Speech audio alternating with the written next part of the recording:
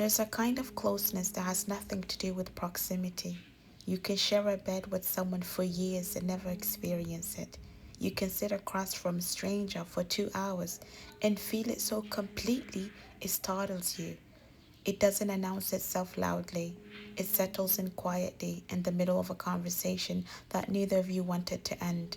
In the moment someone finishes your thoughts, not because they know you too well, but because they understood you deeply. That is intellectual intimacy, and most people have never been taught to name it, let alone seek it intentionally. We talk endlessly about emotional intimacy, vulnerabilities, feelings, being seen in your pain. We talk about physical intimacy. We have entire industries built around both. But intellectual intimacy sits in a quieter corner, underloved and undervalued, even though for a great many people it is the form of connection they are most craving for. So, what is it exactly? At its core, intellectual intimacy is the experience of being known in your mind, not just your opinions. Anyone can swap opinions, it is deeper than that. It is someone engaging with the way you think, the texture of your curiosity, specific questions that keeps you up at night, the connection you make between things that seem unrelated to everyone else.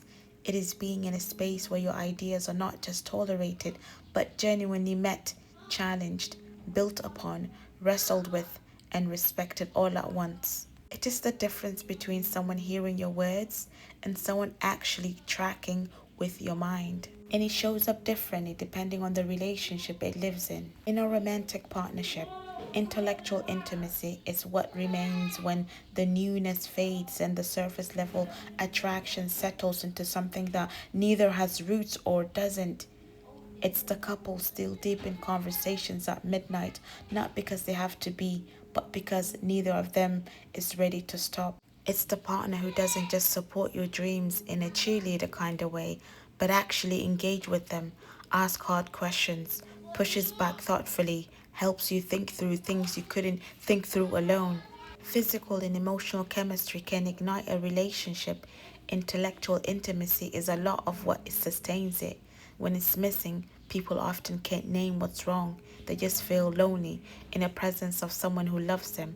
That specific loneliness, the loneliness of being emotionally close to someone you can't quite reach mentally, is one of the quietest forms of relational grief there is. In friendship, intellectual intimacy is what separates the friends you enjoy from the friends you need. Most of us have people in our lives we like perfectly well. We laugh together. We show up for each other. The relationship is good and real. And then there are rarer ones. The friend you call when something shifts in your thinking and you need someone who will actually go there with you. The one who references a conversation you had 8 months ago because they're still thinking about it. The one whose perspective genuinely changes how you see things and you do the same for them. Those friendships don't require constant contact. They require long silences because the connection lives in something more durable than routine. Intellectual intimacy is part of what makes certain friendships feel like home even after years of distance. In family, it is perhaps the most complicated and the most quietly aching when it's absent. There is something particular about wanting to be understood by the people who raised you or grew up alongside you and discovering that the understanding only goes far. Many people spend years trying to bridge that gap, trying to translate themselves into a language their family can receive, and some of them find it.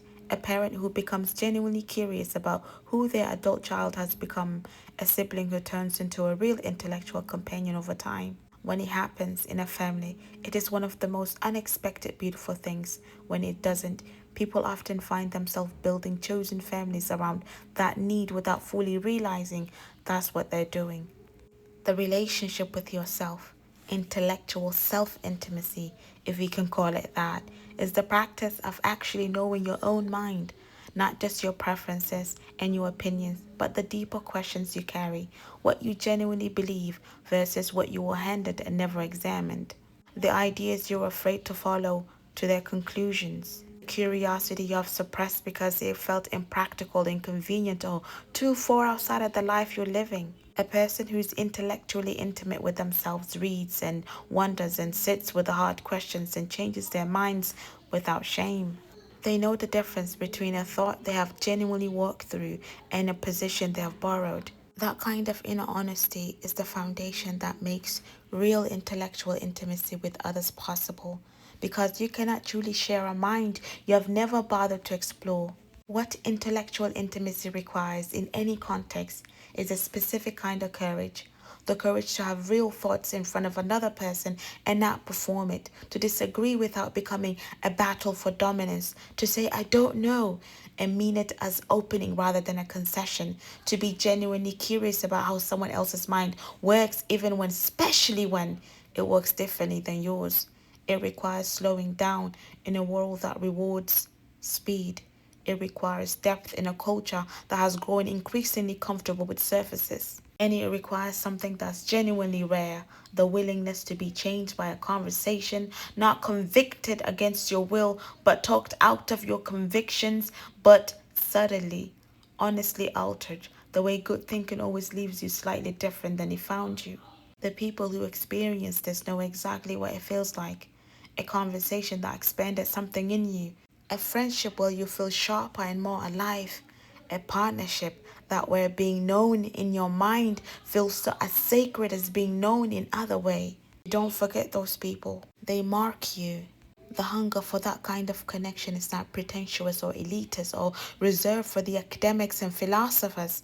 It is profoundly human. Every person who felt it unseen despite being surrounded by people who love them understand this instinctively, even if they've never had the language for it.